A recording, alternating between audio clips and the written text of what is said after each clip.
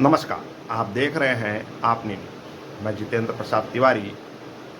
भारत ने खींचा सैन्य महाशक्ति बनने का खाका। जल थल और नभ में मजबूत होगी हमारी सेना। भारत मोदी की सरकार ने देश की सुरक्षा के लिए बड़े अहम फैसले लिए हैं, वही मैं आपको बताने की कोशिश कर रहा हूँ। भारत ने अपने अगले 15 साल में बड़ी सैन्य महाशक्ति बनने का रोड मैप तैयार कर लिया है। सरकार चाहती है कि सेना को ताकत के साथ साथ तकनीक में भी आगे रखा जाए, ताकि अंतरिक्ष में भी युद्ध लड़ना पड़े तो सेना आगे रहे। वहीं इसके लिए रक्षा मंत्रालय जल थल और नभ तीनों से सेनाओं का कायाकल्प पर भी काम कर रहा है।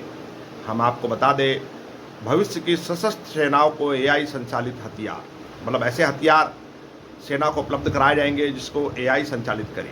सेकंड, हाई एनर्जी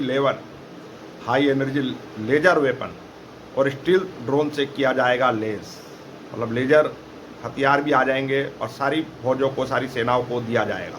तीसरा, परमाणु चलित विमान वाहक पोत नौसेना में होगा सामरिक चुनौतियों के मद्देनजर 15 साल में सेना बनेगी अजय।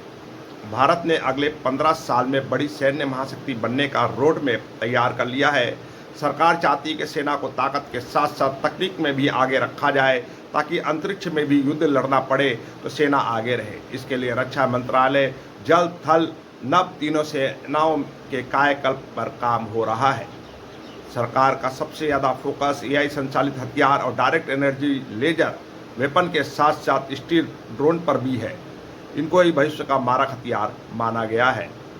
अंतरिक्ष आधारित युद्ध तकनीक पर काम किया जाएगा। ऑपरेशन सिंदूर के जरिए पूरी दुनिया को अपनी ताकत से परिचित कराने के 4 महीने बाद सरकार ने जो रोड मैप तैयार किया है, उसमें परमाणु ऊर्जा से चलने वाले युद्धपोत, अगली पीढ़ी की युद्धक टैंक, हाइपरसोनिक मिसाइल और अंतरिक्ष आधारित युद्ध तकनीक पर काम किया जाएगा। हिंद महासागर में नौसेना की ताकत बढ़ाने के लिए देश में जल्द परमाणु ऊर्जा से चलने वाला विमान वाहक पोत तैयार किया जाएगा।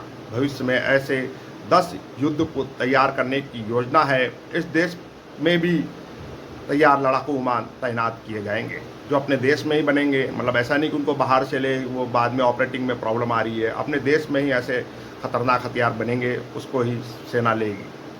देश में भी 2 विमान वाहक पोत है। जिसमें एक रूस का है और दूसरा स्वदेशी युद्धपोत। युद्धपोतों पर इलेक्ट्रोमैग्नेटिक एयरक्राफ्ट लॉन्च सिस्टम लगाया जाएगा। इसके अलावा 7 एडवांस युद्धपोत और 4 लैंडिंग डाक प्लेटफॉर्म भी बनाए जाएंगे। देश की हवाई ताकत को उन्नत करने के लिए वायुसेना को 75 high altitude pseudo satellite, 150 stealth bomber drone, सैकड़ों प्रिसीजन गाइडेड हथियार और 100 रिमोट संचालित विमान मिलेंगे। नई पीढ़ी वाले डबल इंजन लड़ाकू विमान, डेक आधारित लड़ाकू विमान और हल्के लड़ाकू विमानों को भी वायुसेना में शामिल करने की योजना है। ड्रोन को मार गिराने वाले एयर डिफेंस सिस्टम भी तैयार किए जाएंगे। रक्षा मंत्रालय के विजन डॉक्यूमेंट के अनुसार सेना में T-72 बेड़े की जगह लगभग 1800 अत्याधुनिक टैंक, पर्वतीय युद्ध के लिए 400 हल्के टैंक पर लगने वाली 50,000 एंटी टैंक गाइडेड मिसाइल और 700 से अधिक रोबोटिक काउंटर आईडी प्रणाली शामिल की जाएगी। ड्रोन को मार गिराने वाले एयर डिफेंस सिस्टम भी तैयार किए जाएंगे।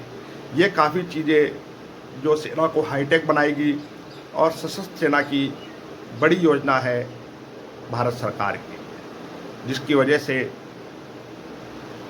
देश में स्थिरता आएगी और विदेश, कोई दूसरा देश भारत की तरफ आंख उठाकर भी देखने की हिम्मत नहीं करेगा। धन्यवाद।